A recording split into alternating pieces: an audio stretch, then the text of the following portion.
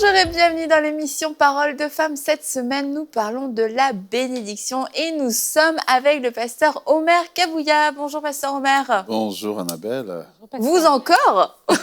Moi encore, et la chère Nadine aussi, qui est resplendissante. Ah oui, elle est vraiment toute en beauté. J'espère que la caméra te rend justice, parce que quelquefois la caméra ne rend pas justice à nos efforts. Et vraiment, en plus. C'est ce que je vois qui compte. Oh. Je précise que Omer et Nadine sont mari et femme. Ce serait trop bizarre. Si jamais vous ne l'aviez pas compris, je précise tout de suite. Donc, pasteur Omer, tu es avec nous cette semaine pour nous parler. Nous avons un gros programme quand même. 5 jours pour déclencher les bénédictions. Oui. Donc, c'est quand même pas rien. On est rendu au 2e jour. Oui. Alors, bon, on est dans un petit marathon, mais finalement, hier, on a parlé de ce qu'était la bénédiction et de ce que n'était pas la bénédiction. Et on a parlé de cette joie du salut, le fait d'avoir la vie éternelle, que c'était une bénédiction qui n'avait pas de prix. Et souvent, on oublie en fait à quel point cette bénédiction est merveilleuse et puis que c'est la nôtre aussi. Donc, c'est important de pouvoir s'en souvenir. Et aujourd'hui, on va voir comment se positionner pour pouvoir être béni. Le titre nous a trahis quand même parce que nous allons parler du service, servir dans le royaume, vraiment servir au sens large. Et on va voir avec toi, pasteur Omer, qu'on ne parle pas au ministère forcément parce que tout le monde est appelé à servir, tout le monde est appelé à être béni. Donc, ce ne serait pas juste quand même que ce soit que les ministères qui puissent être bénis. Effectivement, et je crois que hier, on a terminé sur une bonne note et le Seigneur a encouragé les gens à ne pas rentrer dans une auto-mutilation, flagellation, parce que Dieu n'a pas besoin de ça, Dieu nous aime. Et hier, nous avons établi justement les bases en expliquant que le salut en lui-même, c'est la plus grande bénédiction que Dieu ait accordée à l'homme. Par contre, maintenant, une fois qu'on est sauvé, il y a des bénédictions que nous pouvons déclencher dans notre vie. De la même manière que dans ma maison, tous mes enfants ont droit à ouvrir le frigo, faire ceci, faire cela. Mais il y a des moments où mon enfant fait quelque chose qui me touche tellement que je dis, mais prends un peu, un peu d'argent, va t'acheter, bon, avant c'était des bonbons, là ils sont rendus dans d'autres catégories un peu plus avancées. Et je crois que c'est les mêmes principes aussi qui régissent la famille de Dieu, qu'il y a des bénédictions que nous pouvons déclencher dans notre vie. Et pour ces bénédictions, c'est notre responsabilité. Et Dieu nous donne cette responsabilité. Et j'aime quand il parle dans Deutéronome 28, il dit, je mets la vie et la mort devant toi, la bénédiction et la malédiction. Et puis, c'est le seul moment dans la Bible où Dieu influence le choix. Il dit, choisis la vie. En d'autres termes, il dit, choisis la bénédiction. Et j'aimerais dire à quelqu'un, choisis la bénédiction. Et nous allons voir au courant de cette session que c'est facile d'être béni, en fait. Est-ce qu'on peut dire ensemble, c'est facile d'être béni? C'est facile d'être béni. Et Dieu n'a pas mis ça compliqué parce que Dieu n'aime pas les complications. Et donc, le type de bénédiction que nous allons parler aujourd'hui, c'est le service dans le royaume me donne accès à la bénédiction divine. C'est le service. La clé de la bénédiction, c'est le service. Et la première des choses qu'on voit ici lorsqu'on parle du service, Dieu dit dans Deutéronome chapitre 23, le verset 25, « Vous servirez l'Éternel et il bénira votre pain, vos eaux, et j'éloignerai la maladie du milieu de vous. » Il n'a pas dit « Vous allez servir Dieu et vous allez prier pour être béni. » Il dit « Quand vous allez servir Dieu, la réponse au service, c'est la bénédiction. » Amen. Et c'est vraiment, on riait un peu avant le début d'émission parce qu'on se dit, c'est vrai quand tu dis, reçois une bénédiction, je t'attends à quelque chose de tic-tac et puis voilà, c'est en 2 temps, 3 mouvements. Mais en fait, c'est ça. C'est de la même manière que Dieu nous a donné. En fait, on imite ce que notre Père fait. Il donne.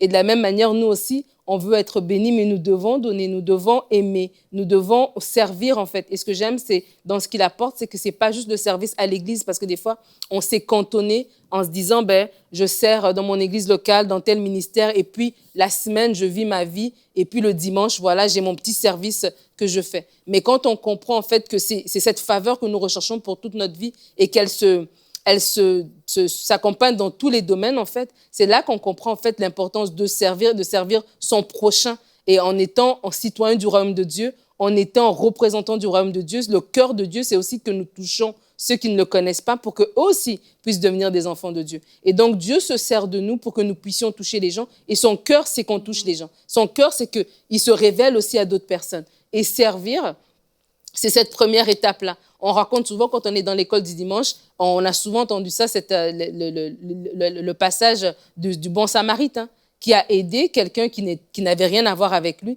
qui a servi. Et c'est un exemple pour nous, c'est un exemple d'aimer, etc. Et je crois qu'en tant qu'enfant de Dieu, on doit aspirer à dire, Seigneur, comment est-ce que je peux aider quelqu'un? Comment est-ce que je peux être ta main, tes yeux, ton bras au travers de ma société, au travers des gens autour de moi? Et on serait étonné de la bénédiction qui nous vient en retour lorsque nous mettons à servir.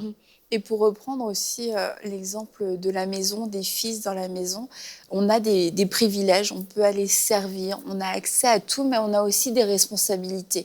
Et ça, c'est, comme tu le disais, on a vraiment des responsabilités. Et quand on dit on a certaines responsabilités, et si on le fait, ça va déclencher la bénédiction. Mais c'est pas un jeu que Dieu a avec nous. Ah, si tu fais, tu vas avoir, parce qu'on a déjà tout. Mais c'est comme les enfants dans la maison, ils peuvent décider de se conduire comme des pachas. Bah, moi, j'ai tout. Et puis... moi, je ne ferai rien, j'aiderai pas. Mais en fait, c'est un problème de cœur, en fait. Ça marche pas très longtemps. Non, ça marche pas longtemps. Parce que, écoute, choisis la vie. Et en fait, ça va être un problème de cœur. Et nous, on est dans la maison de Dieu, on est dans le royaume de Dieu. Et si on veut se conduire comme un pacha, c'est qu'il y a un problème. Il n'y a pas un problème du côté de Dieu, il n'y a pas un problème du côté de la bénédiction, il y a un problème de mon côté à moi. Pourquoi est-ce que je veux me conduire comme ça? Pourquoi est-ce que je veux tout avoir pour moi? Pourquoi est-ce que je ne veux pas me lever et participer? Pourquoi est-ce que je ne veux pas contribuer à ce que ça avance? Pourquoi est-ce que je ne veux pas aider celui qui est à côté de moi? En fait, c'est vraiment un problème de cœur. Et quand on voit quelqu'un qui se lève et on se dit, ah oui, il a reçu la provision. Il a reçu la provision parce qu'il en avait besoin. Mais toi, quand tu es assis confortablement, spirituellement, que tu ne fais rien, tu n'as plus besoin de rien, en fait. Et on voit dans certaines vies comme une faveur qui est enclenchée et qui se manifeste sans cesse. Tu te dis, mais comment c'est possible? Mais parce que cette personne avait besoin d'une voiture, parce que cette personne comptait aller faire du bien à d'autres personnes. Cette personne voulait aider des veuves. Donc oui, Dieu a déversé une provision, mais toi, tu veux rien faire, tu veux la provision pour toi. Et en fait, c'est là où on voit qu'il y a des bénédictions que Dieu déverse dans notre vie, mais qui vont servir à d'autres. Et c'est de comprendre, lorsqu'on a des responsabilités, que quelquefois, on va être un vecteur, que notre bénédiction ne fait que passer, et d'avoir cette maturité qui va être totalement altruiste et qui ne sera pas égoïste. Que ce que je reçois, la bénédiction que je reçois, elle n'est pas nécessairement que pour moi, elle doit sortir, elle doit produire du fruit, et aussi un fruit en bonnes œuvres. Quelquefois, on a peur de parler des bonnes œuvres parce que nous ne sommes pas sauvés par les œuvres, mais nous devons accomplir de bonnes œuvres. Ça fait partie de notre salut, en fait. Notre salut doit être... On ne gagne pas notre salut avec des œuvres, mais notre salut doit produire des œuvres. Et on doit produire des bonnes œuvres, notamment au niveau de la justice sociale. Oui, et avant même de venir à ça, ce que je veux souligner, c'est qu'un chrétien qui a compris son salut n'a pas besoin de se faire prier pour servir. Parce qu'en fait, en réalité, mon service pour Dieu est la réponse de l'amour qu'il a manifesté envers moi. Deuxièmement, le service pour Dieu est la réponse à la révélation que j'ai de mon salut. Troisièmement, le service pour Dieu, eh bien, est aussi le cœur de Dieu que je veux manifester envers les autres. Parce que si moi j'ai découvert ça, je voudrais que d'autres personnes découvrent. Je le vois beaucoup chez les dames. Lorsque vous découvrez une bonne coiffeuse, qu'est-ce que vous faites? Vous devenez des évangélistes. Lorsque vous découvrez un magasin, solde de chaussures, vous devenez des évangélistes. Même fatigué, parfois tard au téléphone, on est en train de se texter, on est en train d'écrire. Pourquoi? Parce qu'on a découvert quelque chose qui est précieux. Et la Bible dit que le royaume de Dieu est comme un trésor. Eh bien, si vous avez découvert ce trésor, vous voulez que votre famille, les gens autour de vous, bénéficient de ce trésor. Et je crois que c'est le problème essentiel des gens qui ne servent pas, c'est qu'ils n'ont pas compris ces trois choses-là. Ils n'ont pas compris le salut, ils n'ont pas saisi l'amour de Dieu et ils ne deviennent pas, et comme tu le disais, des vecteurs de cela. Et là, on tombe à ce que tu disais tout à l'heure, servir Dieu. Et quand on veut servir Dieu, servir Dieu, ce n'est pas nécessairement prêcher. La plupart des serviteurs de Dieu dans la Bible n'étaient pas des prédicateurs, mais c'était des gens qui ont affecté la société autour d'eux. Et un des domaines dans lequel Dieu insiste, dans lesquels tous les chrétiens peuvent servir, ceux assis dans les bancs, ceux qui prêchent, tous les chrétiens peuvent servir, c'est dans le domaine de la justice sociale et combien notre société a besoin que nous puissions briller comme des lumières dans les ténèbres. Voilà pourquoi Jésus dit, vous êtes la lumière du monde. Et quand on lit dans la justice sociale, Ésaïe chapitre 1, le verset 17, la Bible dit « Apprenez à faire le bien, recherchez la justice, protégez l'opprimé, faites droit à l'orphelin, défendez la veuve. » Je vous garantis que dans la plupart des pays, si on appliquerait seulement Ésaïe 17, chapitre 1, verset 17, il y a des pays qui seraient littéralement transformés. Si on ferait juste ces choses-là, de juste protéger, rechercher la justice, que les chrétiens rechercheraient la justice, qu'ils protégeraient les opprimés, les orphelins, les veuves, ceux qui ne sont pas privilégiés, ceux qui n'ont pas accès à l'éducation. Si les chrétiens serviraient Dieu dans cette dimension, il y aurait une transformation parce que notre évangile ne sera pas un évangile parlé, il sera un évangile manifesté. Et la vraie religion, la Bible le dit dans Jacques, c'est de prendre soin de la veuve et de l'orphelin. Et je crois que justement, pour ne pas dire, OK, on ne tombe pas dans l'activisme, mais c'est le cœur de Dieu en fait. Le cœur de Dieu, c'est pour toutes ces personnes-là. Et on recherche la bénédiction, mais si toi-même, tu n'es pas une bénédiction pour quelqu'un, et je crois que c'est hyper important. Je me rappelle, j'ai en mémoire ce texte dans l'Ancien Testament de cette femme qui reçoit Élisée, qui voit qu'Élisée vient toujours dans la ville. Et elle dit à son mari, ils étaient déjà quand même bénis, ils avaient déjà des biens. Mais elle dit, écoute, on va lui faire une chambre, on va lui faire une chambre. Et Élisée, en apprenant qu'elle avait, en réponse à ça, il voit qu'elle a un problème d'infertilité. Il lui bénit, elle avait déjà, mais il lui bénit davantage. Et je crois qu'il y a des bénédictions que nous obtenons comme ça lorsque nous favorisons, nous aidons, nous mettons en place des choses. On n'est pas nombriliste, mais on s'intéresse aux gens autour de nous. Et il n'y avait pas longtemps, on partageait, il y avait une personne qui nous avait appelé, qui avait appelé mon mari, puis il lui disait « Oh, je veux donner, j'ai des choses à donner à l'église, etc. » Et je me dis, mais cette famille, eux, ils courent après la bénédiction, en fait. Ils sont toujours en mode, qu'est-ce que je peux faire? Qu'est-ce que je peux faire pour l'église? Qu'est-ce que je peux faire pour les autres? Pas en mode, je reçois, mais en mode, je veux faire. Et du coup, même naturellement, tu as envie de leur donner, tu as envie de leur faire du bien. Si demain matin, ils ont un service à te demander, ben, tu es prompt à le faire pour eux. Pourquoi? Parce que c'est des gens qui ont ce cœur de généreux. Et je crois qu'en tant que chrétien, juste d'avoir parce qu'en fait, d'avoir cette prédisposition de dire, Seigneur, utilise-moi pour que je puisse aider les autres. Je ne peux pas être aveugle à des souffrances. Je ne peux pas dire juste, voilà, je vais à mon église, mais alors que je traverse la rue, je vois des gens autour de moi qui ont des besoins. Aide-moi, montre-moi dans quelle sphère est-ce que tu as besoin de m'utiliser pour que je puisse impacter la personne qui est en face de moi. Et c'est de cette manière-là que Dieu va se glorifier et Dieu va nous bénir davantage dans des idées, dans des moyens, dans différentes façons pour que nous puissions continuer ce travail. En fait. Et c'est un bon test, en fait, de voir comment on pense et un petit peu aussi l'état de notre cœur. C'est quand on regarde autour de nous, notre vie, chez nous, peut-être notre garde-robe, notre placard, quelle est ma réflexion? Quelle est ma question? De quoi est-ce que je manque? Qu'est-ce que je voudrais en plus? Ou alors, quand je regarde ce que j'ai autour de moi, qu'est-ce que je peux donner? Avec quoi est-ce que je vais pouvoir bénir? Comment est-ce que je vais pouvoir bénir avec ce que j'ai? Et c'est deux perspectives totalement différentes dans la vie. Et on parle souvent de voir le verre à moitié vide, à moitié plein. Mais ça vaut aussi en termes de générosité et de vouloir être une bénédiction pour les autres. Comment est-ce que je peux recevoir? Qu'est-ce qui me manque? Qu'est-ce que je veux avoir? Qu'est-ce que je veux obtenir? Et il y a beaucoup de gens, ils regardent leur vie et tout le temps, ils pensent à ça. Et puis d'autres personnes qui ont la même vie, entre guillemets, ils se disent « Wow, j'ai plein de choses dans ma vie et je peux bénir d'autres gens. Je peux donner, je peux semer, je peux aider, je peux soutenir. Comment? Qui ?»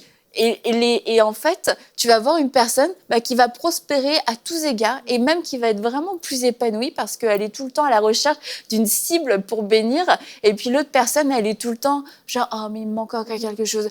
Ah ben mon bonheur n'est pas encore complet. » En fait, pendant qu'on est en train de parler de ça, je crois que cette session ici est une réponse à quelqu'un, je crois à qui Dieu a parlé depuis un certain temps. Et le Seigneur t'a appelé à commencer un ministère auprès de prisonniers. Et en fait, tu hésites parce que tu n'as pas des moyens, tu hésites parce que c'est un ministère qui n'a pas beaucoup de, comment on dit, de glamour. D'éclat, en fait. Et voilà, tu n'es pas une personne connue et tu es tombé sur cette émission. Et le Seigneur est en train de te parler pour te confirmer que c'est vraiment là qu'il te veut. Il veut que tu puisses servir auprès de prisonniers. Et je crois que dans un monde dans lequel il y a beaucoup d'injustice, le Seigneur nous appelle. Il y a plein de textes de la parole de Dieu qui parlent de justice sociale. La Bible nous parle de Exode chapitre 1, le verset 18 à 21, quand Pharaon avait dit qu'on puisse tuer les enfants hébreux qui naissaient. Eh bien, ces femmes ne parlaient pas en langue. Ces femmes, c'est des femmes ordinaires, mais qui, dans leur travail, ont dit cette injustice, cette politique publique que ce gouvernement met en place ne va pas passer. Elles ont pu le faire parce qu'elles étaient dans une position qui leur permettait. Et si chaque chrétien utiliserait sa position pour faire briller la lumière du royaume de Dieu, il y aurait une grande différence. Donc, on voit que servir Dieu, c'est pas prêcher nécessairement, mais c'est faire avancer la vision de Dieu, sa vision du monde, ses intérêts. Il y a des chrétiens qui sont ministres, il y a des chrétiens qui sont dans la politique, qui sont des avocats, qui sont des footballeurs, qui sont dans plein de domaines. Et Dieu nous veut dans tous ces domaines-là. Il y a très peu de domaines qui sont impéchés, en fait.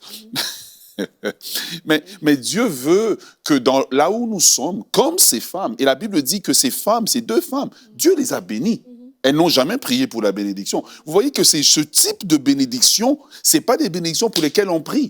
C'est des bénédictions que Dieu simplement regarde ce que tu fais et il a de la joie parce que tu brilles comme une lumière dans les ténèbres. Alors j'aimerais vous inviter, n'hésitez pas à servir Dieu, n'hésitez pas à le servir dans le domaine de la justice sociale. Oui, comme ma femme l'a dit tout à l'heure, dans le domaine de l'hospitalité, cette femme, je crois que j'avais le texte ici, voilà, c'est le texte de 2 Rois chapitre 4, le verset 19 à 16. Cette femme, elle était stérile. Mais par l'hospitalité, elle a déclenché la bénédiction. Elle n'a jamais prié pour ça. Mais ce qu'elle a fait a touché le cœur de Dieu. Tu voulais ajouter, Nadine ? Moi, j'avais une idée, mais elle est partie. Alors, elle va revenir. Alors, à ce moment-là, je vais continuer à mon idée. Alors, on a cité le premier domaine du service et je veux vraiment être structuré. Le premier domaine qu'on a dit, c'est la justice sociale. Les opprimés, les veuves, les prisonniers, ceux qui n'ont pas. Peut-être que vous avez beaucoup de moyens et vous vous demandez comment servir Dieu. Ben, vous pouvez, sans les avoir à la maison, vous pouvez sponsoriser des enfants et les mettre à l'école, leur donner une éducation. Ce que vous faites, ça va vous revenir. Il y a des moyens simples et pratiques dans lesquels on peut servir Dieu. Vous pouvez sortir des jeunes filles de la prostitution, décider de leur payer une formation pour que ces jeunes filles aient un avenir. Des moyens simples de servir Dieu. Deuxième des choses, vous pouvez servir Dieu dans l'hospitalité. Peut-être pas nécessairement accueillir chez vous, mais créer des conditions pour que des serviteurs de Dieu ou un certain type de personnes que Dieu vous indique soient dans des conditions où ils peuvent continuer à servir Dieu. Mais la dernière des choses que j'aimerais dire est ce qui touche le cœur de Dieu.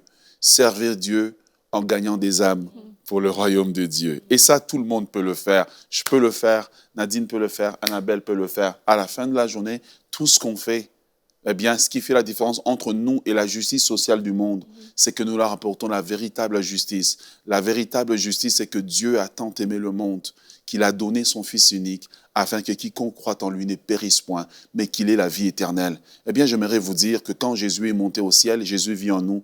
Nous sommes ses fils et ses filles qu'il donne au monde, qui pouvons maintenant emmener le message du salut pour que ces gens connaissent la véritable justice. Quelle est la véritable justice? Christ en nous, l'espérance de la gloire.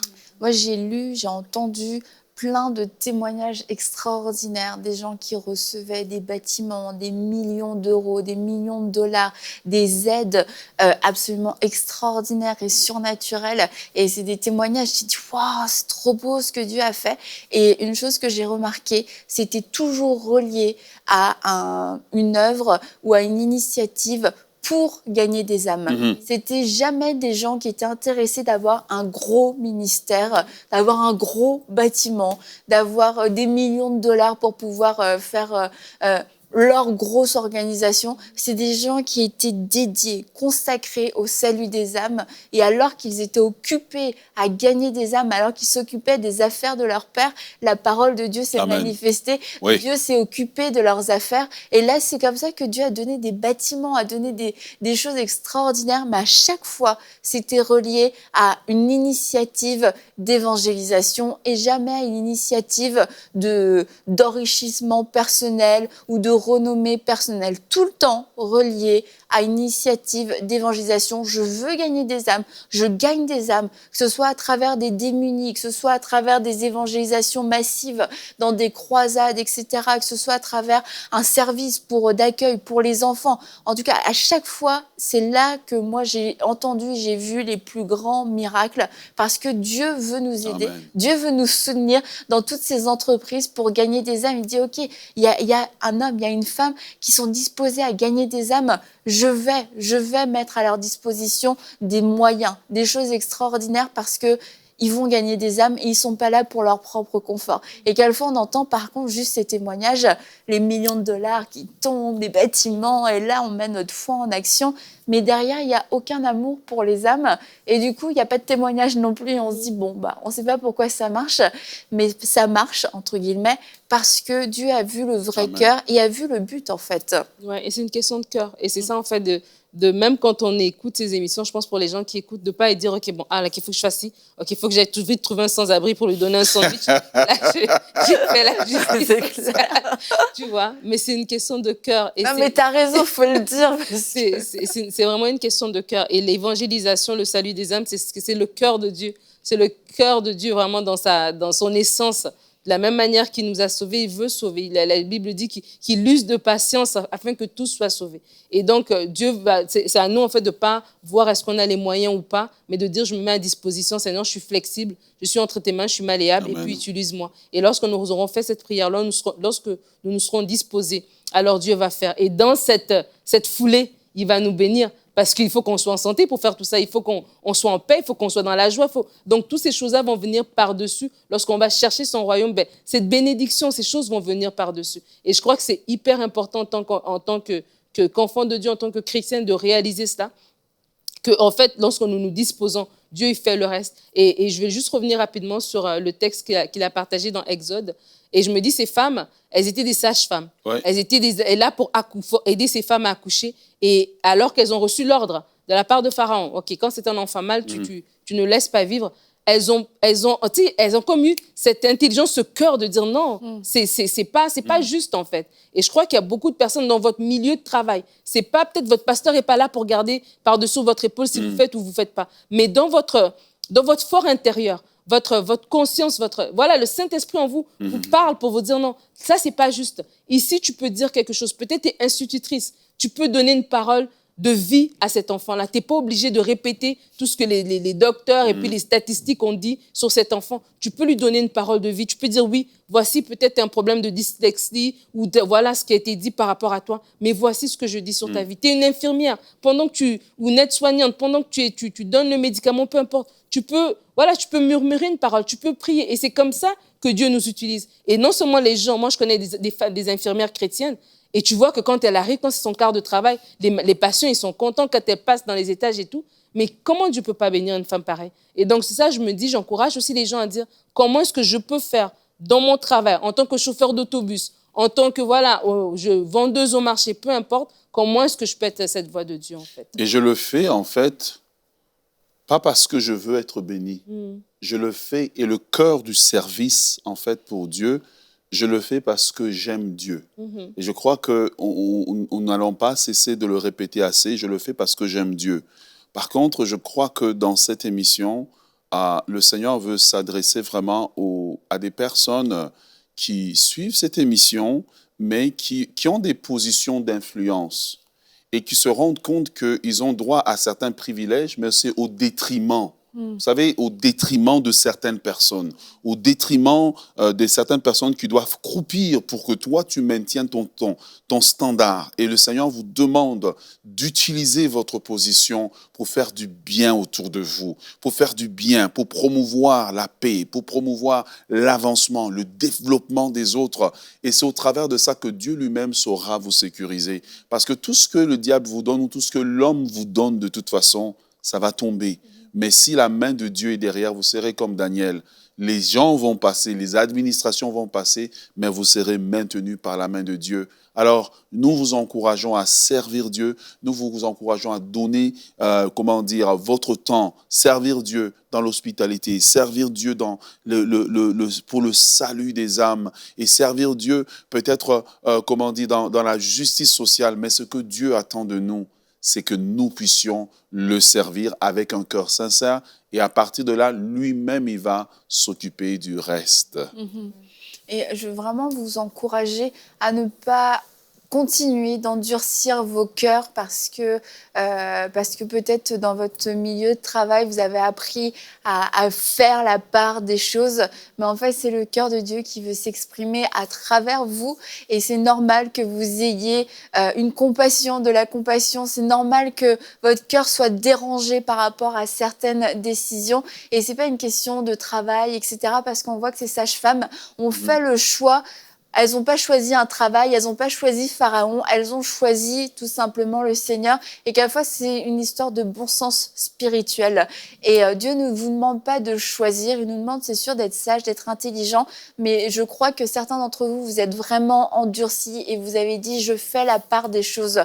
Mais Dieu aujourd'hui vous appelle à ouvrir votre cœur et à ce qu'il puisse vous parler, ce qu'il puisse vous enseigner comment est-ce que vous pouvez devenir une source de bénédiction là où vous êtes. Peut-être que vous avez mal commencé, vous avez été très maladroit, mais aujourd'hui, c'est un jour nouveau et le Saint-Esprit va venir vous enseigner une toute nouvelle façon de faire et vous allez pouvoir briller. Vous allez pouvoir être une source d'encouragement, une source de bénédiction, oui, dans la sagesse, mais aussi dans l'amour, aussi dans la compassion. Et vous n'aurez pas besoin de retenir votre cœur, vous n'aurez pas besoin de lier votre cœur parce que ce cœur est le cœur que Dieu vous a donné et nous ne pouvons pas lutter contre ce cœur parce que c'est la vie de Dieu qui veut tout simplement s'exprimer. Alors on va se retrouver demain et nous allons continuer de parler de ce merveilleux sujet de la bénédiction. Alors à demain dans Parole de Femme.